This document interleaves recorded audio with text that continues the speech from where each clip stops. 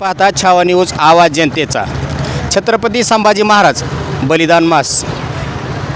आज आपण छत्रपती संभाजी महाराज पुतळा धाराशिव या ठिकाणी उभे आहोत आणि या ठिकाणी आपल्यासोबत चर्चा करण्याकरता शिवराज्याभिषेक सोहळा समिती धाराशिवचे मावळे आहेत। तर काय सांगाल सर? हिंदवी स्वराज्याचे संकल्पक संरक्षक छत्रपती संभाजी महाराज यांच्या 337वा बलिदान दिवस आज आहे आणि या निमित्तानं दरवर्षीप्रमाणे याही वर्षी शिवराज्याभिषेक सोहळा समिती धाराशिव यांच्या वतीनं भव्य अशा रक्तदान शिबिराचं आयोजन आजच्या या दिवशी आपण केलेलं आहे।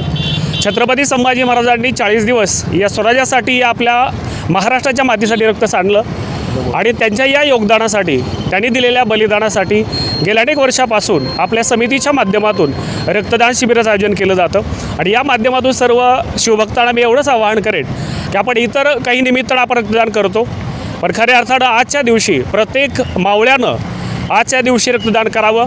कारण छत्रपती संभाजी महाराजांनी एक नव्हे दोन नव्हे तब्बल 40 दिवस एक अनन्वित अत्याचार त्यांनी सहन केला, या मातीसाठी आपलं रक्त सांडलं आणि त्यामुळे एवढंच आव्हान मी या माध्यमातून आपल्या सर्वांना करेन की आपणही या दिवशी छत्रपती संभाजी महाराजांना समर्पित रक्तदान आपण करावं। समिती तर दरवर्षी या प्रकारचं रक्तदान शिबिर मोठ्या प्रमाणात या ठिकाणी आयोजित करत आहे। सर, आपण पाहतो की छत्रपती शिवाजी महाराजांनी रयतेचं स्वराज्य निर्माण केलं। छत्रपती संभाजी महाराजांनी शिवाजी महाराजांनी शिकवलं की कसं जागावं आणि संभाजी महाराजांनी शिकवलं की कसं मारावं जातीसाठी व मातीसाठी। तर आता जी तरुण पिढी पाहतो आपण, तर त्यांना काय संदेश द्याल?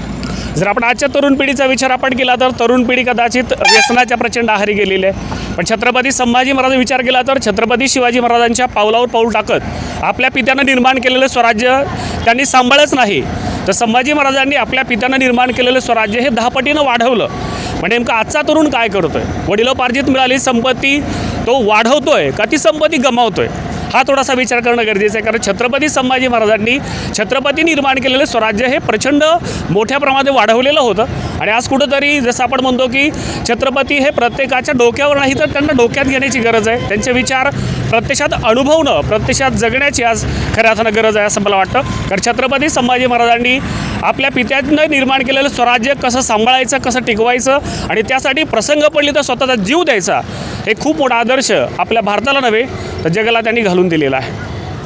तर आपण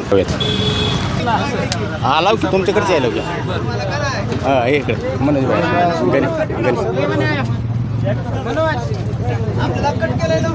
अहो नाही हो ठीक आलो आहे का तुमच्याकडे?